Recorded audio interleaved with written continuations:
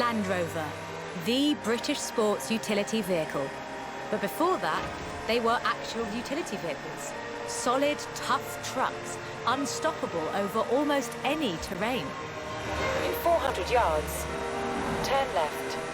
The Land Rover Type 3 marks the point where that shift begins, and we'll be looking at what that meant.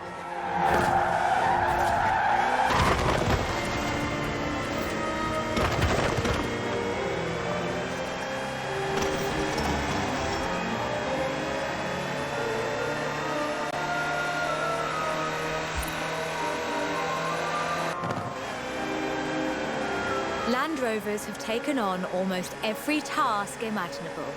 They've been generators, tractors and ambulances. They've brought peace and carried medicines to disaster zones. They've even been buses. Over 500,000 Series 3s were built, and over 70% of those are still on the road today. They were extensively exported and built under license abroad. Belgium, South Africa, even Australia and New Zealand. With a robust chassis and signature Land Rover engineering, the Type 3 also marked the first time that buyers could choose interior options, like seat box protectors and cubby boxes.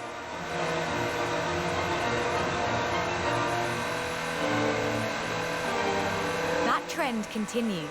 And by 1982, Land Rover were offering the county spec Type 3. Leisure drivers could choose from such luxuries as all-cloth seats, soundproofing and tinted glass. The trend was increasingly clear, and the future of the Land Rover was starting to take shape. If you squinted, you could already see the shape of the first sports utility vehicle, the Range Rover.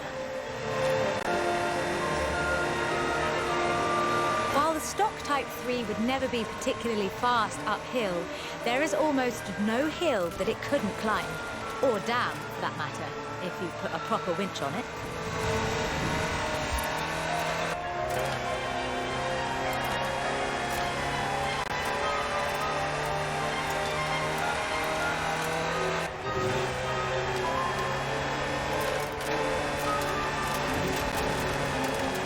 In 1978, a Series 3 was custom built for Her Majesty Queen Elizabeth II.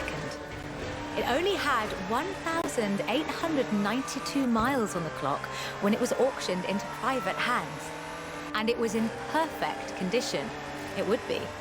After all, she trained as a mechanic in the 1940s and will likely remain the only royal able to strip and rebuild an engine. In 100 yards, turn left.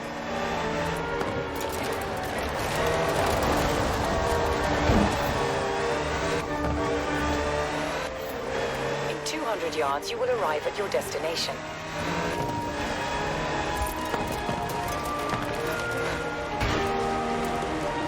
Along with the Range Rover, others would follow. Discovery, Defender, and the Freelander.